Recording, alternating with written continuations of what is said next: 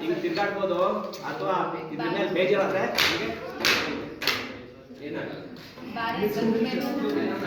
ಆಯ್ತಾ? ಯಾಕೆ ಅದು ಏನು ಆಗಲ್ಲ ಅಂತ ಕೇಳಿ.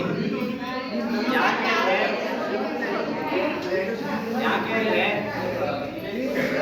ನೋಡಿ, ಇದು ಒಂದು ಕಡೆ 150 ಮೊಳೆಗಳು ಬರ್ತಿದ್ದೀನಿ, ಅಲ್ಲಿ ಕೂಡ 150 ಮೊಳೆ ಇದ್ದಾರೆ, 300 ಮೊಳೆ ಆಯ್ತು.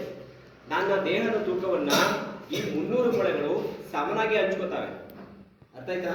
ಅಂದ್ರೆ ಒಂದೊಂದು ಮೊಳೆಗೆ ಸಿಗ್ತಕ್ಕಂಥ ಒತ್ತಡ ತೀರಾ ಕಡಿಮೆ ಆಗ್ಬಿಡ್ತದೆ. ಆಯ್ತಾ? ಕೆಲವು ಗ್ರಾಮ್ಗಳಷ್ಟು ಆಗ್ಬಿಡ್ತದೆ, ಆದ್ರಿಂದ ಇದು ಚುಚ್ಚೋದಿಲ್ಲ.